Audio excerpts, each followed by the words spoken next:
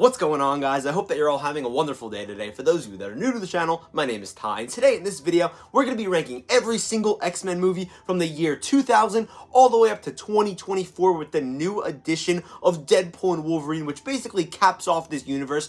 Guys, listen, I'm going to be completely honest with you. When it comes to planning for my videos, I pretty much never plan videos in advance more than like a week. Sometimes if a video is planned a week in advance, that's on a good week. But listen, this has been my most anticipated video that I wanted to make this entire year. I'm not even joking. Even over a Deadpool and Wolverine review, I was looking forward to rank every single X-Men movie because I've got to say, I've really fallen in love with this Fox X-Men universe over the course of the past 6-7 months or so because, man, just rewatching these films multiple times to prepare for this video, I've got to say, this has been such a great adventure. Even though some films are better than others, which is why we're going to be ranking them today, I really enjoy this universe. It's honestly probably a top 5 franchise for me. I know that sounds kind of crazy, probably like at 5, but the Fox X-Men universe is probably a top 5 franchise for me personally, so I'm very excited to dive into this ranking. But listen, guys, if you like this video, please consider dropping a like, and also, if you want to stick around, hit that subscribe button. I am inches away from 1,000 subs, so yeah,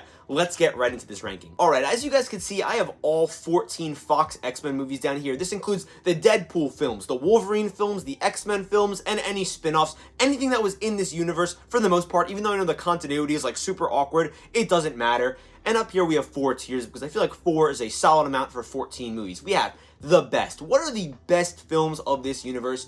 Good. These are definitely your above average hitters. Then, I mean, you know, just fine movies that are in this universe. And then bad. I mean, these are some of the movies that ended up killing this universe from continuing as a whole. So yeah, let's just dive into this. God, I'm just gonna be honest with you guys. It feels so good just to be able to talk about like old films. I love whenever a new film comes out from a franchise, and that gives me the opportunity to talk about old movies, rank them, because like I said, I love this universe, but when would I have ever talked about it if Deadpool and Wolverine didn't come out? But we're gonna talk about that film in a second too. Ironically enough, we are starting off with Dark Phoenix, one of the few films that pretty much killed this universe. This is a horrible X-Men movie. I mean, the amount of things that just frustrate me in this movie, number one being Mystique's death. Listen, I get it. Characters die, but Mystique was legitimately, like, my favorite character in the Fox X-Men universe, which I know sounds a little bit crazy. Probably, like, Wolverine's realistically my favorite, but she was a strong contender for second. I love Jennifer Lawrence's portrayal of her, and she got killed by this fake Phoenix. Listen, I don't understand why, for the second time in 14 years, you're doing the Dark Phoenix storyline again, because Days of Future Past gave you a fresh reset on this universe, and you decided to do the same storyline, but arguably worse. Even though the first time around wasn't exactly amazing, which we'll get to in a second with Last Stand, I can't believe that you brought in these new, bland characters. The kid that plays Cyclops, in my opinion, listen, probably a great actor. I know he's from Ready Player One. I just hate this character. He's insufferable in this. It just doesn't feel like James Marsden. And yeah, I don't buy into their love. I get it. Like, you know, we have the other characters in here, like Michael Fassbender, James McAvoy. But at the end of the day, I just couldn't care less about this movie. It is awful. Like, the plot is just boring. Oh, there's like a little train sequence at the end that's like, okay, sure, that keeps this movie from being like a 1 out of 10. But it's really not far off from that. It's going in bad. On the opposite end of that, we're going to be talking about Deadpool. Deadpool is one of the best X-Men movies. Now listen, I know it doesn't have the team, it doesn't have all the flashy characters and stuff, but this is a heartfelt story at the end of the day about Wade and his journey of becoming Deadpool and trying to save the girl that he loves, trying to get revenge.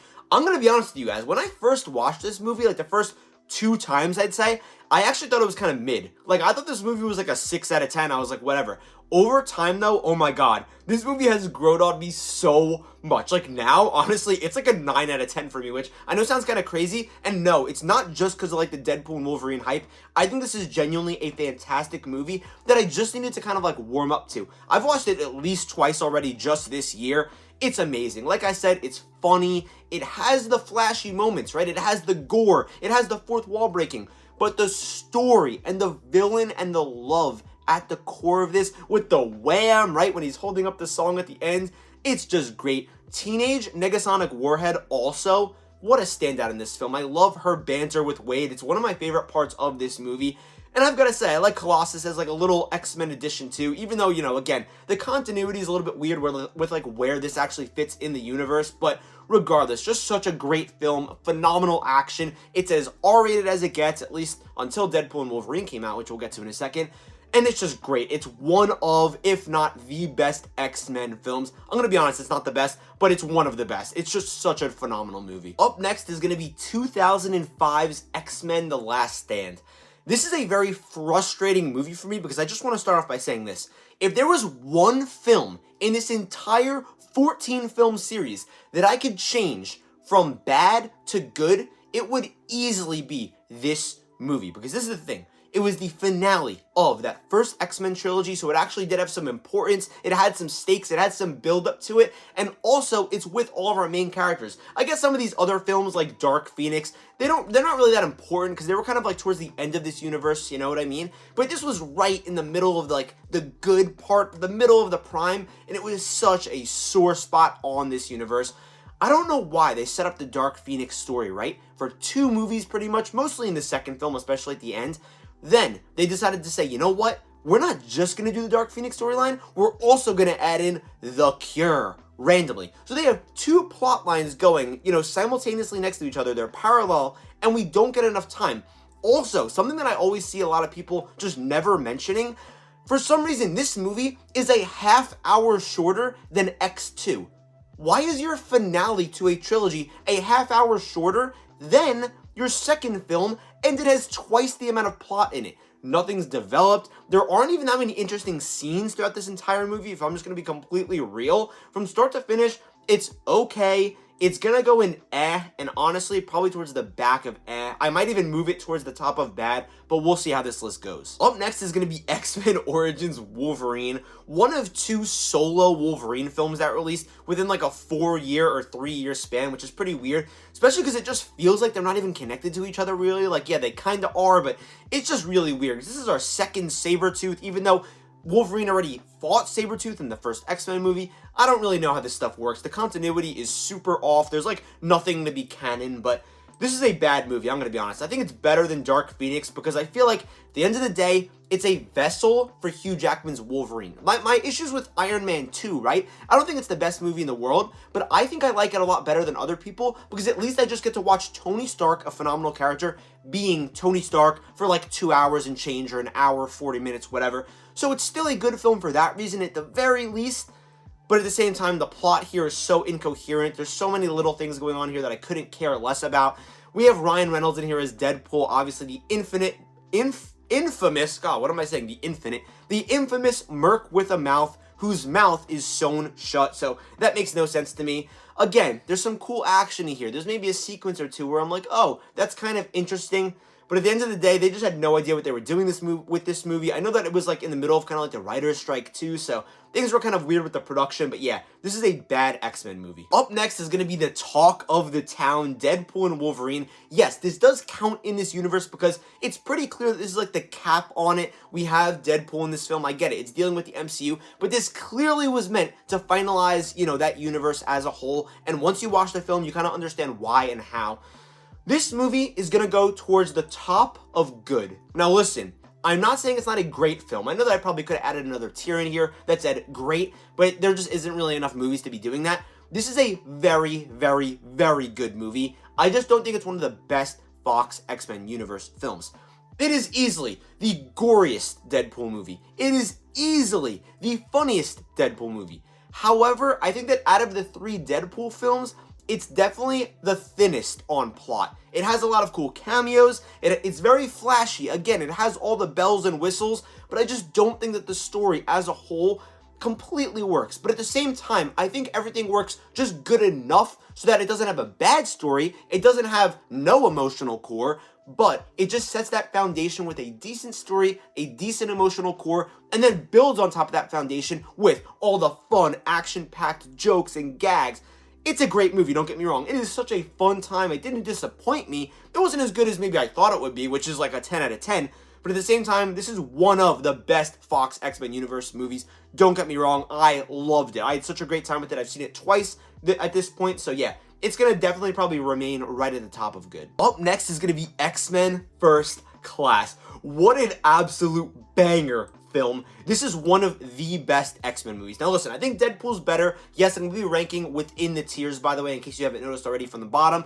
I don't think it's as good as the first Deadpool movie, but it's still one of the best X-Men films. I absolutely love this movie. You get to see the origin, of course, of Charles and Eric and how their relationship formed. You watch all this stuff going on with the Cold War and Kevin Bacon's character sort of interfering and meddling with things. There are great action sequences in here. There are great emotional moments in here. I love seeing these characters sort of come to life, especially characters that we haven't really seen before, whether it's like Beast, because, you know, he got like limited screen time, or Banshee, all these characters working together. It's just so awesome. The cinematography is sick. It looks so clean throughout the whole film, and the ending, don't even get me started. I absolutely love it.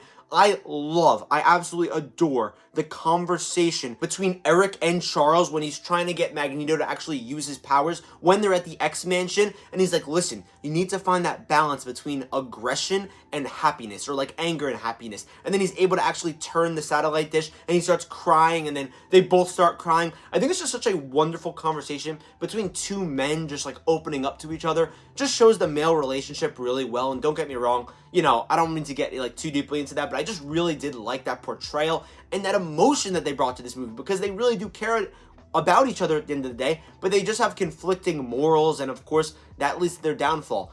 One mistake that I made that I really regret is that when I watched the X-Men films for the first time, I watched them in chronological order. So I actually watched this as my first X-Men movie, and I don't want to say I was confused, but I just missed a lot of things that upon rewatch, I was like, oh, why did I watch this movie first? Because I enjoyed it a lot better when I watched it in release order like I did earlier this year, and I got to revisit it, of course, already having seen the X-Men movie. So yeah, that's my personal story on X-Men First Class. Such a great movie. Matthew Vaughn cooked. I don't know why he was doing Argyle and stuff now. Up next is going to be Deadpool 2. This is a tough one for me because even though I sort of like it better than Deadpool and Wolverine, it's going to be going in the good category, by the way. There's something about it to me that's slightly forgettable. And I don't mean to sound like that because I pretty much remember, you know, scenes from every movie. But I feel like this movie, I always have a hard time looking back at it and saying, wait, what exactly was the plot of that movie? Something was going on with Vanessa, like she died. And then we have Cable coming in here somehow. And Russell, the little kid. I just don't know if it works completely on a plot level. I think the plot of Deadpool 2, though, is technically better than Deadpool and Wolverine's, because Deadpool and Wolverine's is pretty messy. But I feel like there's so many great scenes in Deadpool and Wolverine that honestly trump the ones in Deadpool 2, even though there are awesome scenes. And at the end of the day, even though Deadpool 2 is a really good X-Men movie, I just don't know if it hits the highs of Deadpool and Wolverine. Like, it's super solid. I think it has a better story, and again, I'm personally more of a storytelling guy. Like, if you give me a good story, I don't need all, like, the flashy moments. I think that's going to be the better film. But the flashy moments in Deadpool and Wolverine are so over-the-top flashy that I do think it's the better film. So I'm going to give it the edge. But for now, yeah, Deadpool 2 is going to go here. I enjoy Cable. I enjoy all the silly things going on in here. I like the Vanessa stuff pretty much. But at the same time, it's just not, you know, reaching the heights of these two films. Next up is going to be a pretty controversial movie for me personally. It's going to be Logan. Now listen, when I first watched Logan early this year, and yes, I know that's sacrilegious, but I've seen it twice now, I actually was pretty disappointed in it. I'm going to be completely honest with you. I saw the greatness in it, but I just didn't really enjoy it. I thought Professor X was kind of annoying. I thought the story was a bit frustrating with like what's going on and how they didn't really explain the backstory. But then I re-watched it about 2 weeks ago, and my eyes were opened to the greatness of this film. Don't get me wrong. I don't think it's the best X-Men movie personally, but it is still one of the best X-Men movies. I personally prefer Deadpool over it, Deadpool 1, and don't kill me for saying that. I think it's like a 9 out of 10, Logan. I think it's great, and I think that the more I watch it, the more I'll start to appreciate it. But I personally prefer Deadpool because I do have a couple issues with this film, like the farmhouse scene. I don't love what's going on there. We just meet this random family and it drags slightly, even though that's where Wolverine is talking to Charles about how, like, you know, this is what life is like. And then that leads to, at the end of Logan's life, the line that he said, so where he's like, oh, this is what it's like. Such a wonderful callback. And yeah, this movie does have maybe an issue or two, but at the same time, it's one of the better superhero films ever made. Same with Deadpool, same with First Class, I'd even argue. And it's going in the best because, man, this movie's saucy. James Mangold definitely cooked. It's definitely like the best shot film as well. Like it's the closest to being an actual high quality film, not just a superhero film, of course. So yeah, it's gonna go towards the top of the best. It's so good. Coming up next is gonna be The New Mutants, guys. The New Mutants is a bottom 3 film I've ever seen in my entire life. I'm not even joking when I say this. It is literally one of the worst movies that I've ever seen in my entire life. I despise this movie. I don't know what it is. It frustrates me. First of all, it's like a TV movie, okay? Like the way it's shot, the budget, I don't know what it was with the camera. It looks horrible. On top of that, I could not care less about these annoying, corny kids that say nothing but the worst dialogue you've ever heard in your life. It ends with like a CGI bear fight going down. They actually have the nerve to reference Logan in this with like the kids that are like in the, you know, facility, like the lab and stuff. Like, this movie honestly bothers me. It tries to be scary and it's just not. There's pretty much no villain. There's like no plot. This movie sucks. It's literally a bottom 3 film I think I've ever seen, and the fact that it even tried to be in this X-Men universe is such a joke. Like, at least they kind of tried maybe a little bit with X-Men, but like, man, this is a horrible film. Like, a god-awful film. I don't care if Anya Taylor-Joy's in here. I don't care if Jonathan from Stranger Things in here. This is a bad movie. Ooh, ladies and gentlemen, I would like to inform all of you watching at home that X-Men Days of Future Past is the best Fox X-Men universe movie, and I will pretty much die on that hill. This movie does storytelling on just such an incredible level. It just gives me chills down my spine. I love the way that time travel is done in this movie, because the fact that we start off almost in like a Terminator way, or how like we have this future war going on and we have to send someone back in time to fix the future, and it actually makes sense and it's pretty like relatively coherent with what it's trying to do. And the fact that this movie actually resets like the X-Men universe in a way that makes sense, especially after the continuity has been so messed up, is incredible. I love Trask as a villain. I love the fact that we're kind of focusing on Mystique here. Maybe I'm a little bit biased towards Mystique, but I don't really care that much. She's just such a great character. The way that we see Magneto and Charles, and that we have to like basically recruit them in this. Wolverine's like, listen, I'm from the future, you gotta trust me. Quicksilver, the Quicksilver scene, I get it. One scene doesn't make a movie, but God, this scene is just so absolutely peak. It's so cool. You got the song playing in there.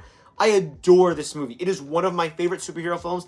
I think it's easily a top 10 superhero film of all time. I love X-Men Days of Future Past. Just has so much sauce to it, and that ending, that sweet, sweet ending when they barely succeed. God, it's just so cool. I get that some characters maybe don't get like the screen time that, you know, they should, like maybe a Halle Berry Storm or something. But this movie's about going back toward the past and trying to save the future. And I just love this film. I just love good storytelling. Like, I get it. Again, like I was saying before, Deadpool and Wolverine had all these cool action sequences. It was super funny, but the story was a bit thin. But when you give me a super cool, interesting time travel story like this, I'm going to absolutely eat it up. And I just think it's a phenomenal film. God, I love the quote from Charles as well, that I'm not going to quote exactly right, where he's like, listen, you might stumble along the way, but that doesn't mean that you're lost forever. Or whatever the line is. I don't know it exactly, I know, but it's just such a wonderful film, and God, I love it. Up next is going to be The Wolverine. This is a movie that I'm pretty mixed on, honestly. It's going to be going in the category. I don't know if it's better than Last Stand or not. This is a film that I feel like should be good on paper, but it's just not. Like, we have Wolverine going to Japan. Okay, that's cool. Wolverine survives, like, the Hiroshima bomb. Oh, that sounds awesome that we get to watch that. And yeah, it is really cool. But this plot is just very, very messy, and this third act is just really weird. Everything is so grounded for most of this film. Then in the final battle, we're fighting like some lizard woman and a big mech robot that has an old guy in it. It's just kind of weird. Wolverine has like parasites in him. There's like love interests or like just people that he's interacting with that I have no idea who they even are once I watch this movie. It's like very forgettable. The plot of this film is what I'm trying to say. I don't know. This is an okay movie. I think I'm going to put it right behind X-Men The Last Stand, which I honestly like, you know, think is a pretty bad movie in and of itself. But at least I remember the stuff that goes on in this movie, whereas the Wolverine, yeah, it's cool on paper, but I just don't think that it ended up working out, even though James Mangold directed it. Not that great. Up next is going to be X2. Guys, I have a hot take, slightly hot take, about X2. Let me just put it first where it's supposed to go. It's going to go right here at the top of good. I personally believe that by definition, X2 is the most underrated comic book film to have ever released. Now, what do I mean by that? Because a lot of people want to throw around the phrase underrated every 2 seconds when something comes out. People say Spider-Man 3 is underrated. The reason it's not underrated is because so many people talk about Spider-Man 3 and so many people say it's underrated. So many people say Shang-Chi is underrated. So many people say it's underrated. But when it comes to the gap between the quality of film and the amount of people that actually talk about it, X2 is the most underrated comic book film. Nobody talks about this movie ever, and it is so good. So many memorable sequences. Right off the bat, you've got the Nightcrawler entrance. You've got this scene where everyone freezes in place in the intro when we're with like Jean and like the museum. We see like Bobby and stuff and Pyro. We've got just so many wonderful scenes. My favorite scene of the entire film, that's gonna be when we have Wolverine basically just protecting the X-Mansion from like a SWAT team. Gotta be my favorite scene. We get to see even just the little things in here that just shows that they were able to like build off of the first movie. Like when Wolverine's talking to Bobby, he like hands him the soda, he blows his frost breath on it, and then he's like, thanks. I just love cool little stuff like that. Just makes it so interesting. The fact that it's just such like a personal story for Wolverine as well, with Stryker, played by Brian Cox from Succession, of course. It's just so awesome. I really love this movie. Is it the best X-Men movie? No. But I think it's the most underrated film of all time in the superhero genre. Next up is going to be X-Men Apocalypse, man. It's actually impressive to me that after Days of Future Past, they reset the timeline and they managed to make 2 team-up X-Men films, right? It's not like we're just doing spin-offs or whatever. Huge team-ups, right? We have all the main characters in here in a new timeline, basically, and both of them are bad. I think that Apocalypse is better than Dark Phoenix because at the bare minimum, Apocalypse is like an okay villain. We have Oscar Isaac in here, who I love. But this is such a bad movie. It just doesn't move the needle for me whatsoever. Sure, like we have our characters in here. We try to recreate the Quicksilver scene, which, yeah, it's cool to see, but it just feels like a cheap copy of the first one. But there just isn't that much that goes on in here. It's just not a good film on a plot level, and I just don't care that much about it. And finishing off here with the final X-Men movie, that's gonna be the first X-Men movie from 2000. Now listen, you guys need to keep in mind that this is the movie that essentially kicked off the superhero team-up genre. Blade was first, okay, who just showed up in Deadpool and Wolverine. But at the same time, this was the first team-up film, so they were kind of just filling things out. I think that X2 was able to build on what X-Men did, but at the end of the day, I think it's just like, It's gonna easily go to the top of I think it's like a 6 or 7 out of 10 movie, closer to 7 for sure. Super solid superhero movie, especially, again, it was the first one that they ever did. But at the same time, it's just kind of one of these things where it doesn't really do too much. You know, it's very much a product of its time. I love the introduction to all these characters, the way that they've set up this world. But again, stuff like Magneto's plan is a little lackluster. We get to see Charles in here, the team together again. We've got the banter between James Marsden, Cyclops, and Wolverine. But it doesn't necessarily go anywhere, you know what I mean? It's not like this film is really trying to set the stakes super high, which is okay because it's just the first movie. It sets some of the boundaries. That first little scene between Professor X and Magneto gets me every time when they're talking to each other. They immediately set up what's going to go on for the future of this universe. And man, this is going to set up my final tier list here. I'm going to be honest with you though, like I said, I get that these movies aren't necessarily amazing, right? Like from Last Stand, or I should say Wolverine and on. But in reality, from the Wolverine and then even these films at the bottom, they don't really affect the timeline. Like, see, these films, all of these are kind of connected to each other. That's why I'm kind of able to like forgive this universe, and that's why I still claim it as one of my favorites, because it almost feels like these are side movies in a way. Like, they almost don't even really count towards the sideline. So I'm still very happy with all these films and the story that they were able to tell,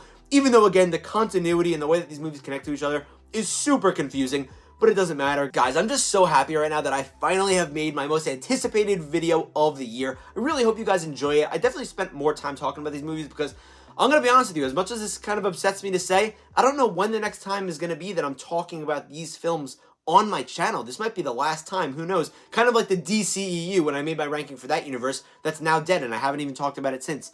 So yeah, that's going to do it for this universe, man. God, that's actually kind of sad. I really loved the video that they played at the end of Deadpool and Wolverine in the credits. Honestly, it almost made me cry. I was on the verge of having a tear roll down my eye because, again, this is a very underrated universe. I really appreciate the story that was going on in this story right here, kind of like what I'm circling. But yeah, man, that's going to just about do it for today. Thank you so much for watching this video. I love you guys, and I'll see you in the next video.